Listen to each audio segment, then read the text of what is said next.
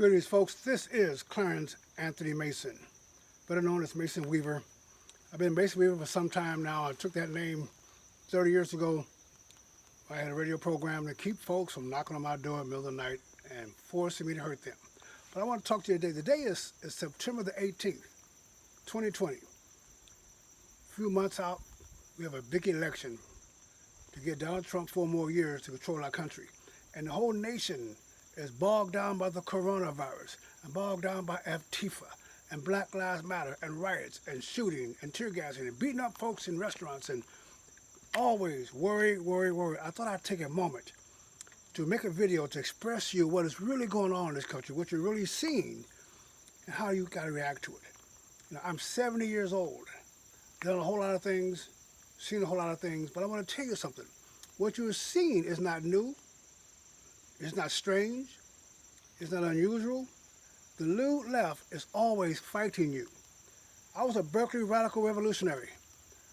I studied sociology with Melvin Newton, Huey Newton's older brother.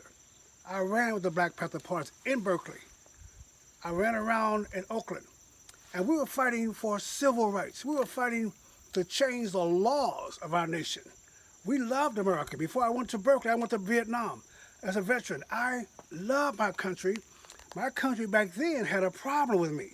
My country back then had laws restricting me based on the color of my skin. We were fighting to remove the laws. We were not fighting to make white folks guilty, apologize. We were not fighting for safe spaces. We were not fighting for equal nothing except protection under the law. So I'm telling you right now, the civil rights movement was only about freedom to participate, freedom to go out and encourage yourself to make what you got to do out your life.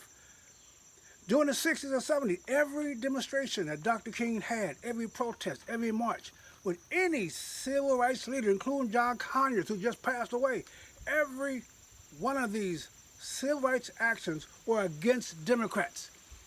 They're the party of slavery. They're the party of hatred. They're the party of confusion. They're the party of violence. That's what they are. Every Democrat-controlled city is a city of violence, a city of drugs, a city of failure, a city of no business. They hate success. Folks, they hate success.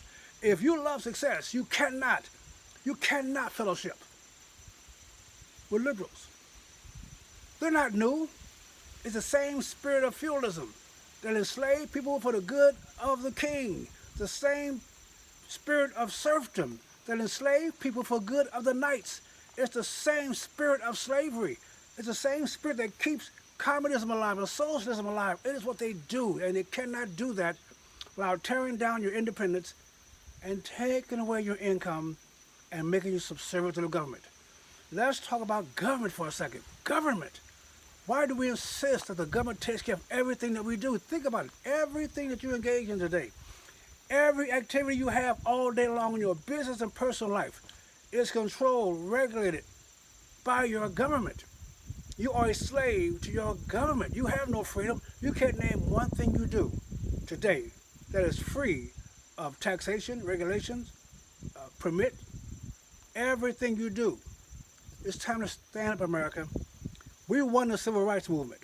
White people and black people won the civil rights movement. We took down those laws. By the way, all of them Democrat laws. Sharecropping, Democrat laws. Poll taxes, Democrat laws.